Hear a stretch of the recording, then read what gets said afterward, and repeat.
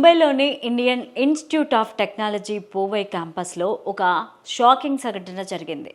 రోడ్డుపైన ఒక్కసారిగా మొసలు ప్రత్యక్షమైంది. దీంతో ఒక్కసారిగా విద్యార్థులంతా ఉలిక్కిపడ్డారు. ఎంచక్కా నడుచుకుంటూ క్యాంపస్లో మొసలి చక్కర్లు కొడుతుంటే భయంతో వణికిపోయారు. సమీపంలో ఉన్న పద్మావతి ఆలయ సరస్సు నుంచి మొసలి వచ్చిందని చెబుతున్నారు. రోడ్డుపైన మొసలు తిరుగుతున్న దృశ్యాలు సోషల్ మీడియాలో వైరల్గా మారాయి. ఈ సంఘటన రాత్రి 7 గంటల నుంచి 8 గంటల మధ్య జరిగింది. విద్యార్థులు వెంటనే అటవీ శాఖ, మున్సిపల్ అధికారులకు సమాచారం ఇచ్చారు.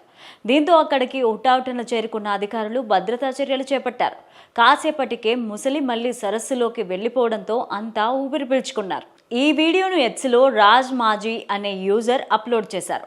పట్టణ ప్రాంతాల్లో మొసళ్ళు పదే పదే బయటకు వస్తున్నాయని, వన్యప్రాణుల సంరక్షణ చేపట్టాల్సిన అవసరం ఉందని, సరస్సుల దగ్గర నిఘా పెట్టాలని స్థానికులు కోరుకుంటున్నారు. ఇలాంటి ఘటనలు మళ్లీ జరగకుండా చూసుకోవాలని కూడా అధికారులు కోరుకుంటున్నారు. ఏదైనా జరగరానిది జరిగితే పరిస్థితి ఏంటని ప్రశ్నిస్తున్నారు.